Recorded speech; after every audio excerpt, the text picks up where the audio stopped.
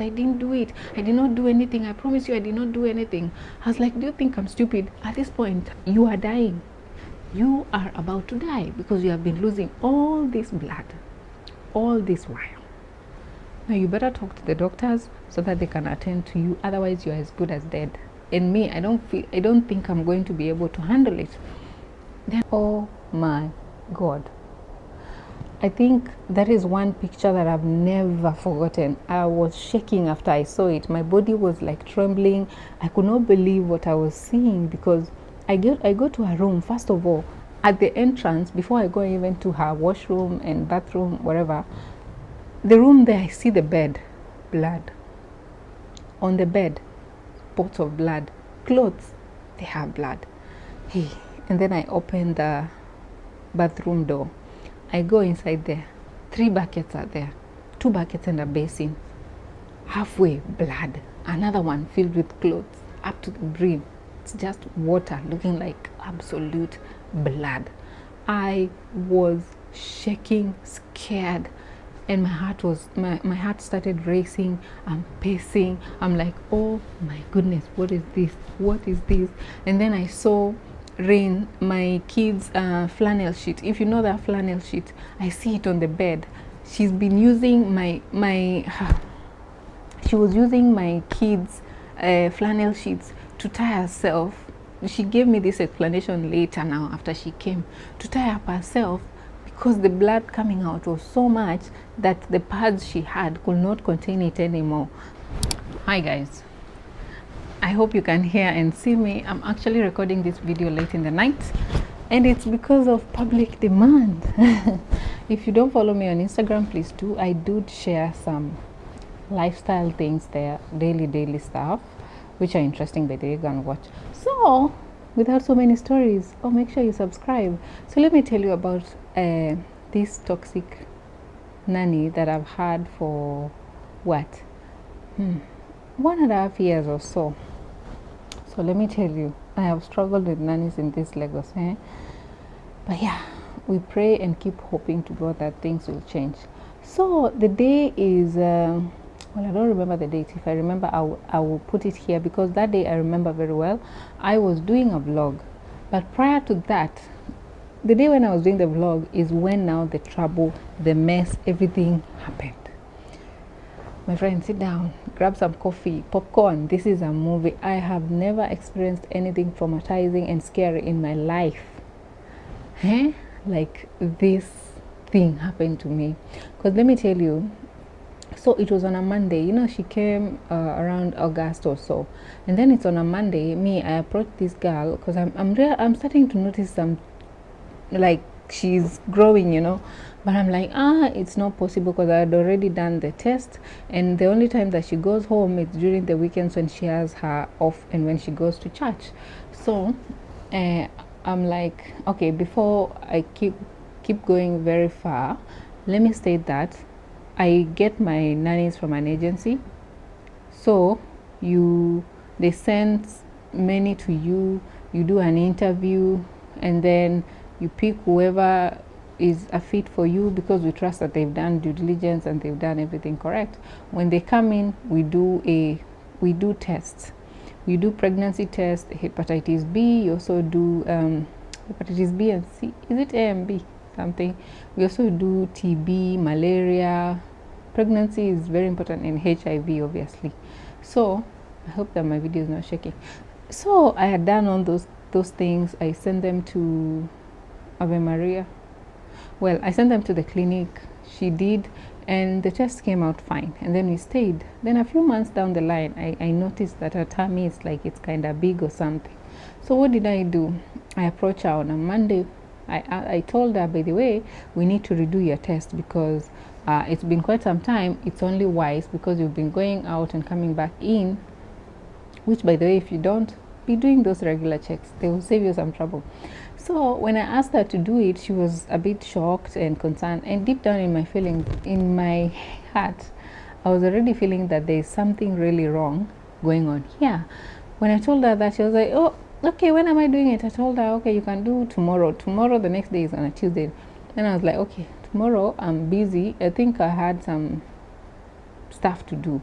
the following day. So I told her it's fair if we do it on Wednesday. So that Monday later during the day, this girl was so bothered. She's like, okay, can I please go to the pharmacy? No, she said market first before saying going to the pharmacy. She said, I need to go to the market and buy something so that at least there's something which is very important I need to get from there. I was like, okay, it's fine. You can go, but after Rain sleeps. And then my young one, the schedule was interrupted in between. I think he was unwell or something at the time. So it didn't happen. I was like, if it's not that urgent, you can go tomorrow when you're going to do that test. She was so uneasy. The following day, my what is it called? My housekeeper comes. I asked my housekeeper, and where did the nanny go? And then he's like, I'm sorry. I was trying to recall, and then he's like, no, he left. She left. She had already gone to the pharmacy because there's something that she needed to get. She rushed. She just had to go. She couldn't wait till tomorrow, so she went there. I think that is where she bought the machines, the things she used to get rid of the baby later on. So she comes on Wednesday. I realized that she's been groaning like, kama, let me say in Swahili, mtu kama venye anasikia uchungu alafu anajifinya hivi, unaona kabisa huyu anaumia. So she was behaving like that the whole of Wednesday. When I'm not looking her side or I'm not watching her, she'd be like like she's in a lot of pain, she's groaning. I'm like, okay, are you sure you're okay? I'm like, oh yeah, I'm fine. Every time I would ask, she was like, I'm okay, I'm good. That is after Tuesday. After going to that place where she went, that is when she started to behave this way, because she was fine. Everything was good before the day, Tuesday now. So that habit continues. She's like, I'm like, are you sure you're okay? She's like, maybe my periods are painful. I was like, okay, that's good. So the next day on Thursday, my husband leaves. My husband had gone for a business trip. So at home alone, it's just me and the kids. At the time, Rain, my youngest, was around 7-8 months, so to say. Yeah, 8-9 months, somewhere there. He was young, and Ryan was also a bit young. He had not grown sana. He used to talk, but not as much, right? So she continues with the behavior. It reached a point where she couldn't even carry the child. It's like it was so painful for her to carry Rain. Then I was like, if it's too painful, what is it? What is wrong? Anyway, fast forward. On Thursday, I take Ryan to school in the morning. Friday, as I was shooting my vlog, accidentally, I captured her groaning. Like, I have part of that video when she was like holding her tummy like this, because now this is day 3. I've post whatever thing she had done. So, do you know, later, after coming back from school, I think I shot a vlog. I'll put the vlog here, the vlog that I shot that vlog, and then when I came back, I was like, okay, you seem like you're in a lot of pain. Are you sure you're okay? She was like, then I started to question her later in the evening. Now it's around, I'm sorry for being here and all over with the story. I'm just trying to recall it. So I asked her questions. I asked her, are you sure? Okay, because it got to a point where she couldn't even sit down. She couldn't do anything. She was in a lot of pain. I'm like, are you sure this is normal? She's like, yeah, I'm fine. I'm like, when did you last get your period? She's like, just last month, ma. I was like, okay, fine. If you had it, maybe it's just painful periods. I'm like, why are you in so much pain? I'm like, are you sure you really had your periods? Are you sure you're okay? Because at this point, I'm doubting it. My heart is really doubting her. She's like, oh, she's fine. I was like, okay, but we need to get you to an hospital because it's just me and you here and the kids. If anything happens, there is nothing I can do late that night. Now it's approaching to 7. The kids are about to shower. I go upstairs, go and bathe the kids. And then I asked her to go and boil Rain's pacifier, like put it in hot water.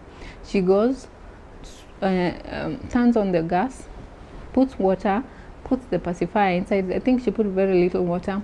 The pacifier boiled and boiled and boiled. The water dried. Then it started to melt and burn. Now smoke is filling up the kitchen.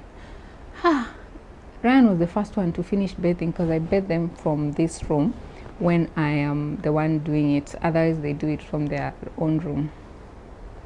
Ryan goes out and he's like, "Mommy, there's smoke inside the house." I'm like, "Smoke coming from where?" I'm like, "Where are you? What are you doing? Where is the fire coming from?" I go to the kitchen. She can't hear me, you know. She's already in her room. I go to the kitchen. I check. The pacifier is already burnt. It's melted. The pot is dry. It's black. It's burning. There's smoke everywhere. My alarm, we had deactivated it. It was not working at the time. So what do? I turned off everything. I went to call her. She comes. She's in a lot of pain. I was like, "No, you need to go to the hospital." So I called the driver. Driver comes, and then there's a lady who used to work for me before. She just became a friend anyway. I asked her if she had time. She was more than willing to take them to the hospital. So she goes, her plus the driver and that lady. They go to the first hospital. I don't remember the name, but she gets there. She's in a lot of pain. She's examined. The doctors are like, "And are you pregnant?" She's like, "No, I'm not." She denies it. They stay there for like close to 1.5 hours. They're referred to another hospital. No, I think this was the Lagos Maternity Hospital or something. She goes to this hospital. The doctors there, they're sitting outside. They're waiting. They go in, and then people, of course, are getting rushed in because it's the Lagos Maternity Hospital, something of the sort. That is the information I was getting at the time. And then she's asked, "Excuse me, and are you pregnant?" She's like, "No." So what do the doctors say? They're like, "Oh, okay, if you're not pregnant, we are attending to people who are serious and they're pregnant and they have problems." So she's just there seated outside. This lady is updating me. She's like, she's been asked if she's pregnant. She said she's not. I was like, if doctors are questioning her about this thing, can you ask her if she really is pregnant? So I called her again. I was like, "Give me the phone. Let me talk to her." I talked to her. She denied it. She denied. And then I was like, "You need to tell the hospital the truth. If you're pregnant, say it right now, because you could be dying." After that call, she was like, "No, I'm not pregnant." She refused though to say the truth. I was like, "Okay, fine, just wait. Go and beg the doctors, see if they can see her."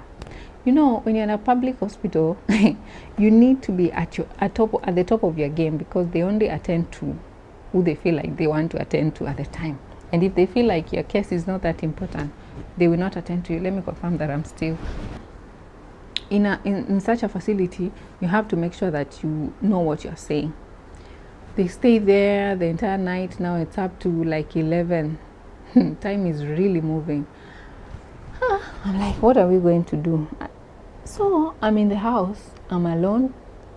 The kids need to sleep. I'm disoriented. I'm like, what is going on? Then I went to her room. I was like, let me go and check her room. Something just told me, go to her room. Go and see what is happening in that room. Oh my God. I think that is one picture that I've never forgotten. I was shaking after I saw it. My body was like trembling. I could not believe what I was seeing, because I go to her room. First of all, at the entrance, before I go even to her washroom and bathroom, whatever, the room there, I see the bed, blood. On the bed, spots of blood. Clothes, they have blood. Hey, and then I open the bathroom door. I go inside there. 3 buckets are there. 2 buckets and a basin. Halfway, blood. Another one filled with clothes up to the brim. It's just water, looking like absolute blood. I was shaking, scared, and my heart started racing. I'm pacing. I'm like, oh my goodness, what is this? What is this? And then I saw Rain, my kids' flannel sheet. If you know that flannel sheet, I see it on the bed. She's been using she was using my kids' flannel sheets to tie herself. She gave me this explanation later now, after she came, to tie up herself, because the blood coming out was so much that the pads she had could not contain it anymore. So now she goes, picks up this towel, my kids' flannel sheets. She uses them. They are there on the bed. Oh my goodness, I was shocked. I remember coming back to the living room. I looked at Ryan, looked at Rain. I was confused. I was like, what do I do? What do I do? This lady could literally be dying. When I checked in the bathroom, I saw a, I will not say it because maybe this could mislead people to do whatever nonsense she did, but I saw what she used to get rid of the pregnancy. It was halfway. Whatever she drank was halfway there in the toilet. Oh, I'm telling you, I've never been so scared in my life. It's like you're living in a real movie and there's no one around you to help. It's late. It's almost midnight and people are sleeping. And this is what I can see here. What do? I call back. I'm like, I called the lady who went to assist. I'm like, give me the phone. Let me talk to her.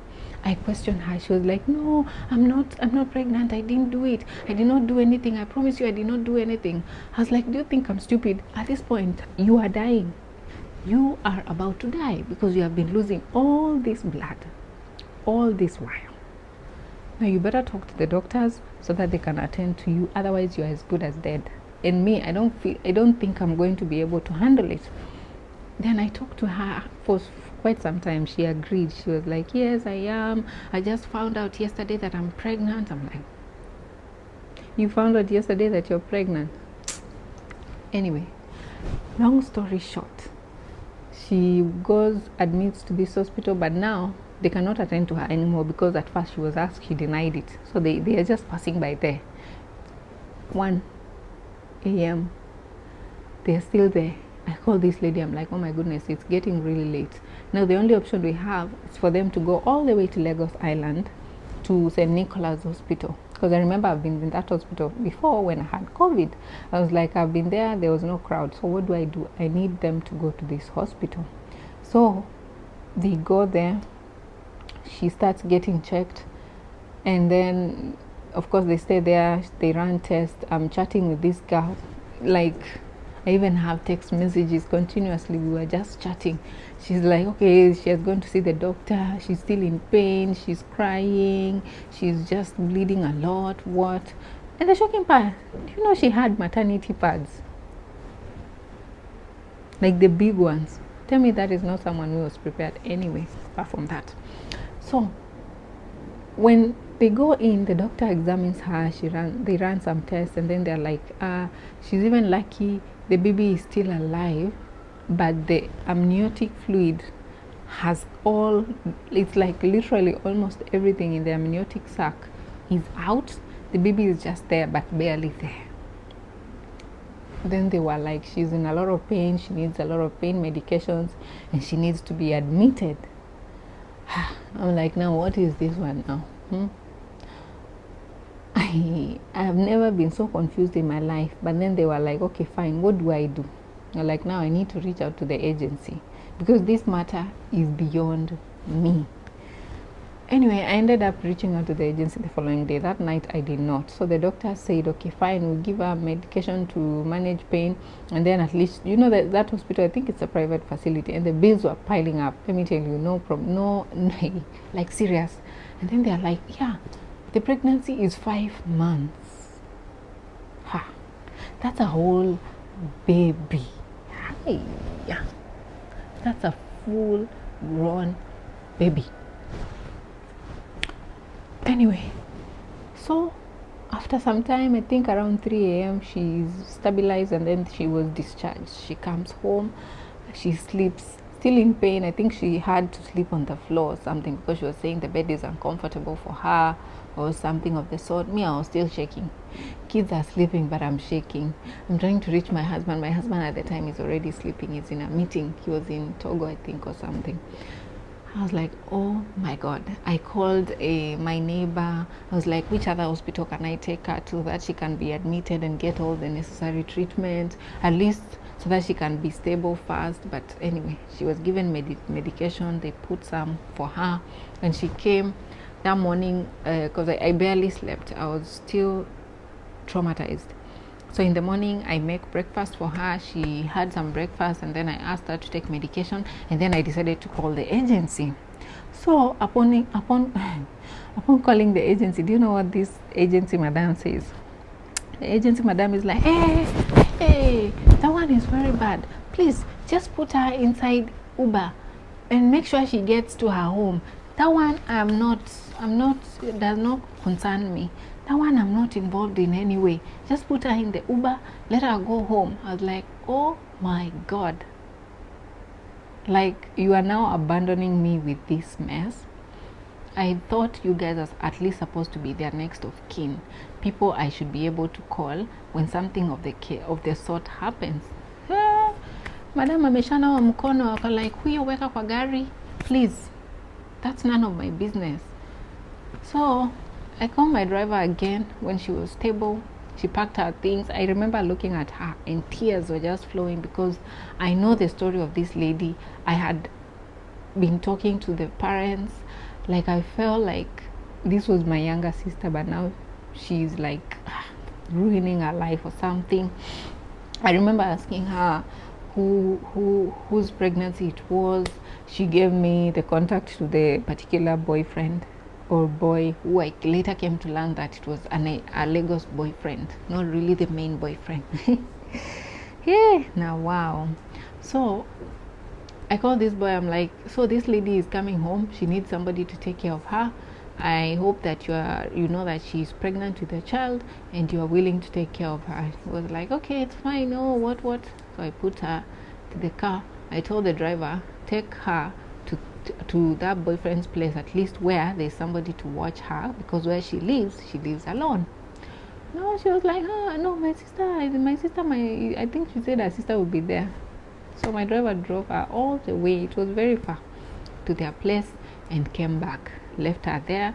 And then I was like, you go, make sure you seek proper medical care, and if anything, let me know, but feel okay first and care for your baby because it has happened. I really talked to her because I didn't want her to feel all that bad, but I was shaking inside. So later on, she was crying at the time when she left. So she left. I had to look for somebody else. We didn't even last with the new person. And then I think after a week, because I had told her, you go take care of your child. After you have done, even if it's a year and I'm still looking for someone, you can still come. We work together. Because let me tell you, she had no other problems at the time before all this saga happened. Before all this saga happened, she was 100% no problems taking care of my kids. My kids loved her so much. So I was like, oh my goodness, such a great loss and waste. So I was like, even if your child has grown up, you can at least take them to a unit somewhere to be taken care of, or a baby care, and you can also come, we start work. I think she took that statement seriously. So she went home. After the next day, I kept following up. She was like, yeah, I went to the hospital, blah, blah, blah, some story there. I think I went home for a week or 2 weeks. Yeah. And then we came back.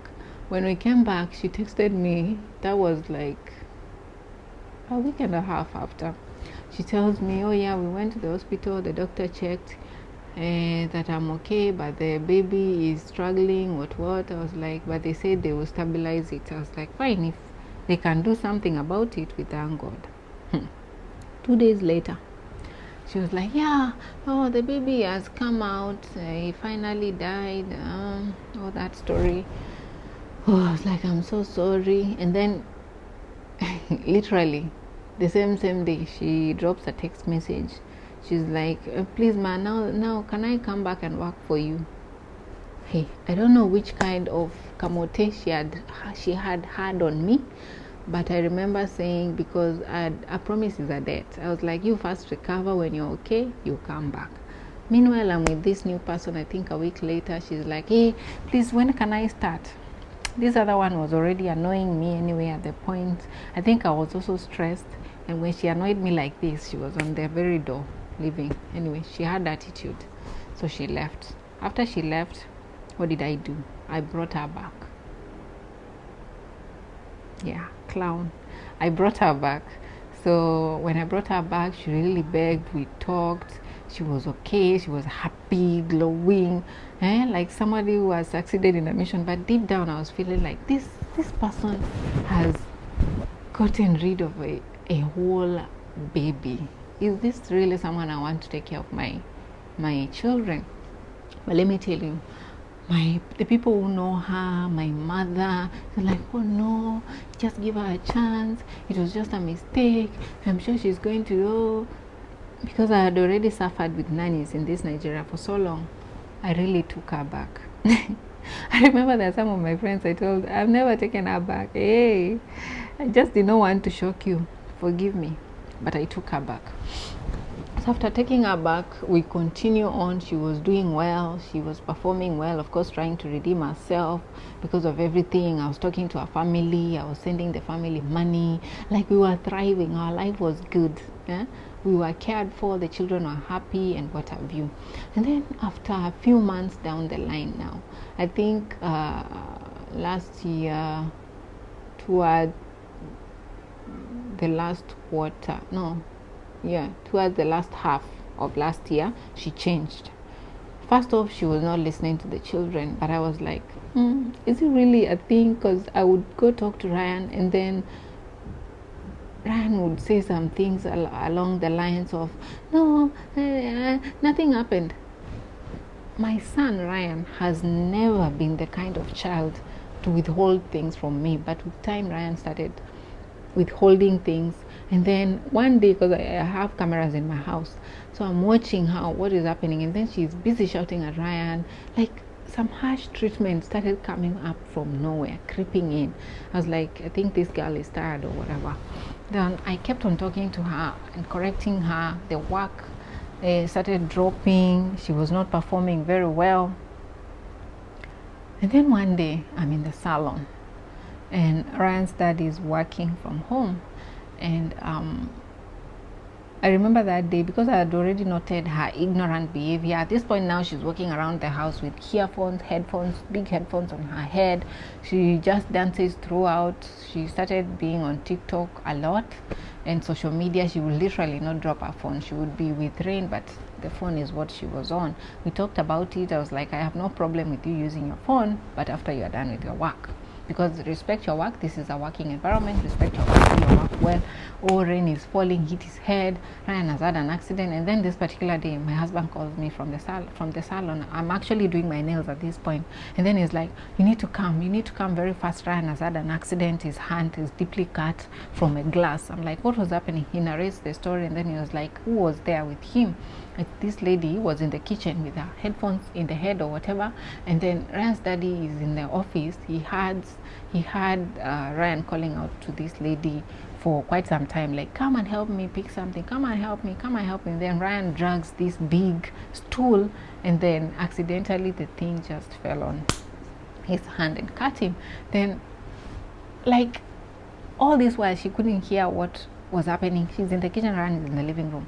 But Ryan had been calling. She didn't come, nothing at all. And then this accident happens. I was shaking. I was like, this is the day that Madam, you are fired. Oh, I did not fire her. I don't know what she had on me, but for some reason, she would explain herself and I wouldn't fire her. That has never happened to me. Like, I'm done.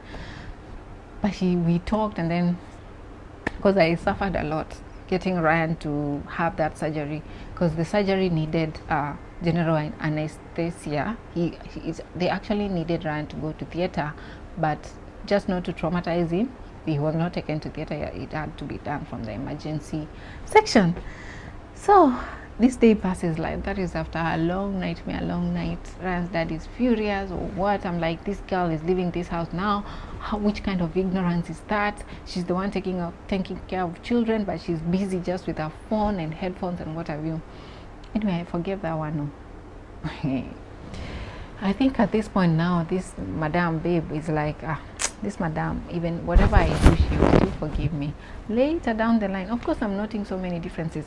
So I'm scrolling through TikTok, and then I see this Madam is dancing or walking with my clothes. I'm like, are these not my clothes? And to be honest with you, I've been missing so many things. Even the other time now here when we came after I fired her, I just came to the house and looking. I'm like, wait a minute, these things have been missing. Surely I go to her room and find they are there.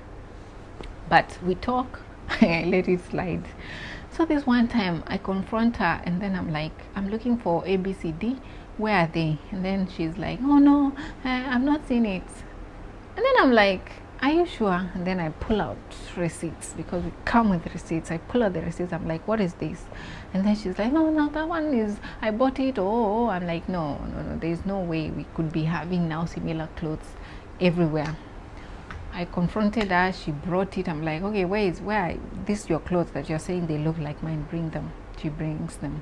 Like, where did you get them? I thought you are not using them. Oh, other stories, like annoying stories. This madam has now been stealing from me.